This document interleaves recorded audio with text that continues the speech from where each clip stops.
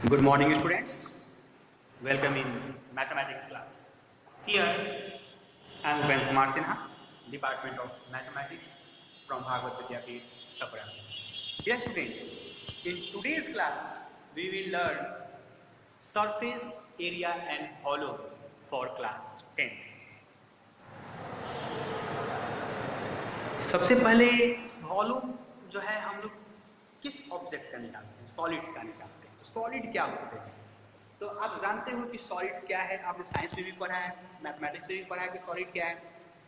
Solid है the object which have fixed shape and size, occupy space and having mass.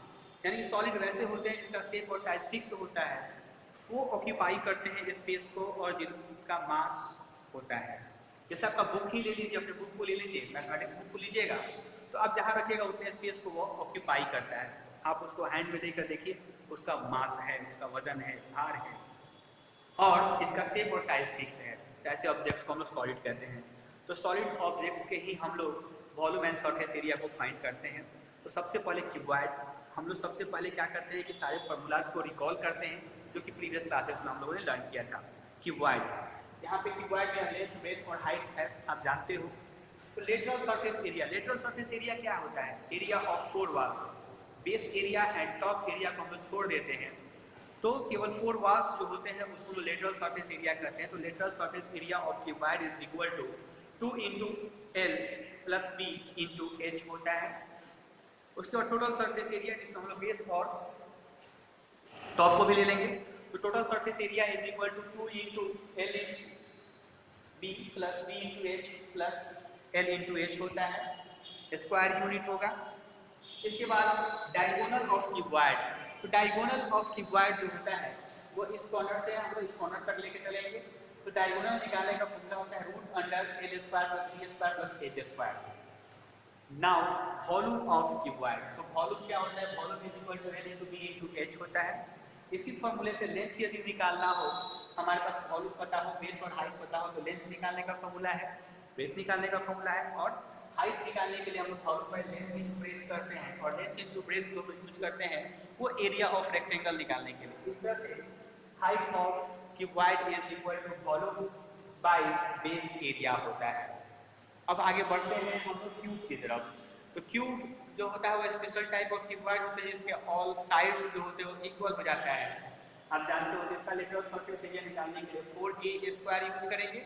Total surface area को निकालने के लिए हम लोग 6a स्क्वायर यूज करेंगे।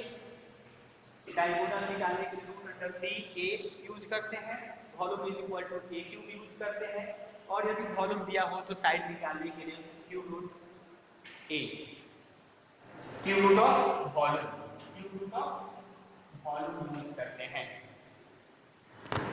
नाउ सिलेंडर, ये सिलेंडर है, आप देख रहे हो, जिसमें यह हाइट ऑफ द सिलेंडर होता है और यह रेडियस।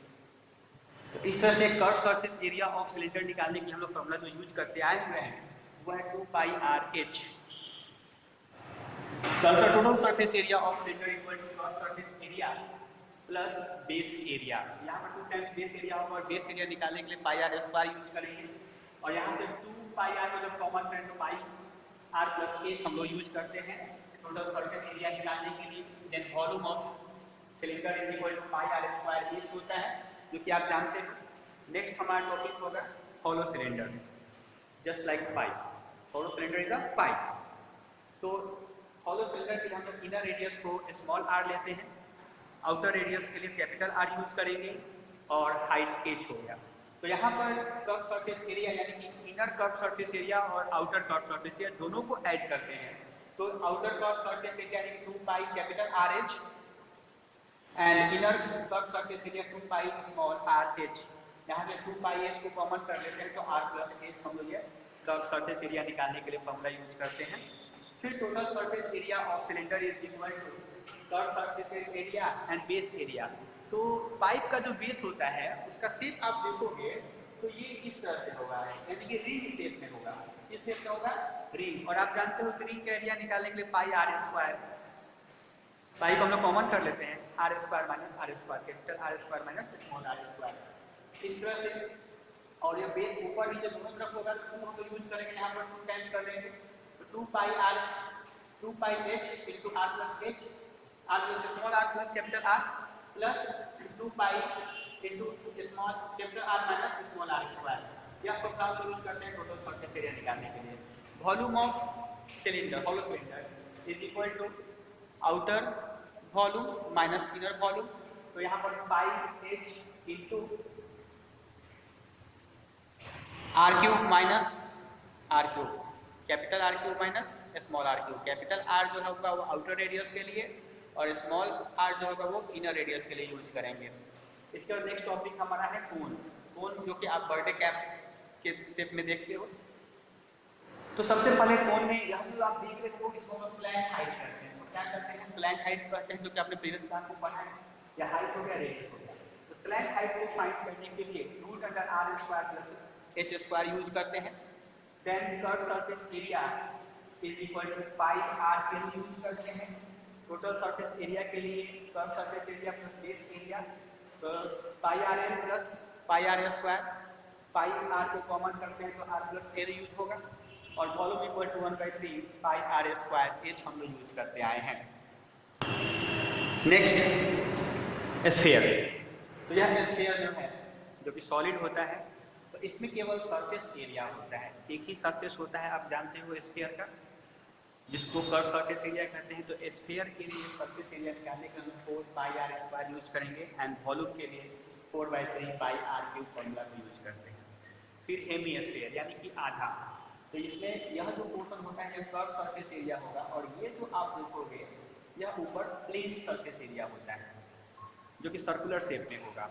तो curve surface area of hemisphere equal to 2 pi R square and total surface area of hemisphere is equal to 3 pi R square use करते हैं and volume of hemisphere is equal to 2/3 pi R cube को use करते हैं।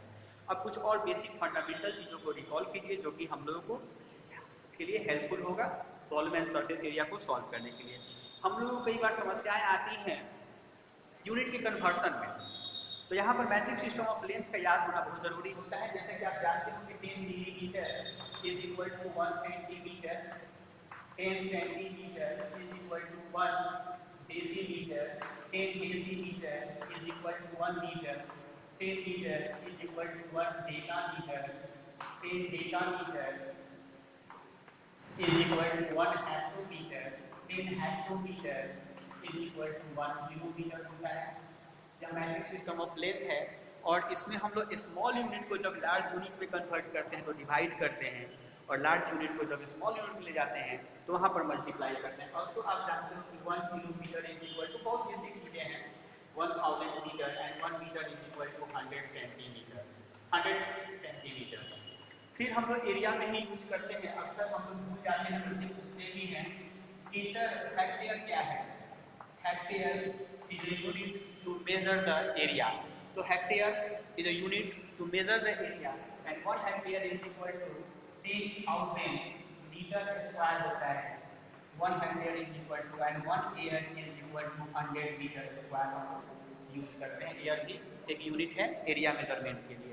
इसके बाद और भी बहुत सारे बेसिक चीज़ें हैं, जैसे हम लोग तो के लिए यहाँ पर क्वेश्चन हम आएंगे, आप देखोगे स्पीड होगा तो स्पीड को चेंज करना है। स्पीड जैसे मान लो कि स्पीड दिया हुआ है, स्पीड के लिए स्पीड दिया है किलोमीटर पर आवर में और उसको चेंज करना है मीटर पर सेकेंड में।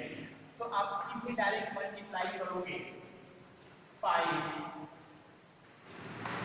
by 80 मीटर पर सेकेंड। तो इसी तरह से किलोमीटर पर आवर में दिया हुआ है, चेंज करना होगा मीटर पर मिनट में, तो आप डायरेक्ट मल्टीप्लाई करोगे 50/3 मीटर पर मिनट। वैसे ही अगर दिया गया हो स्पीड मीटर पर सेकेंड में और चेंज करना हो किलोमीटर पर आवर में, तो आप डायरेक्ट 80/5 किलोमीटर पर आवर कर सकते हो मल्टीप्लाई में। फिर मीटर पर मिनट में दिया गया हो यदि स्पीड और चेंज करना हो किलोमीटर पर आवर में, तो आप 3/50 से मल्टीप्लाई करोगे और वो किलोमीटर पर आवर में इस तरह से आप यहाँ यूनिट को कन्वर्ट करेंगे। आज की क्लास में सिर्फ आपके लिए इतना ही है। हम लोग नेक्स्ट क्लास में मिलेंगे। आप सारे फॉर्मूलाज को रिकॉल कीजिए, फिर मिलते हैं हम लोग नेक्स्ट क्लास में। Thank you, have a nice day.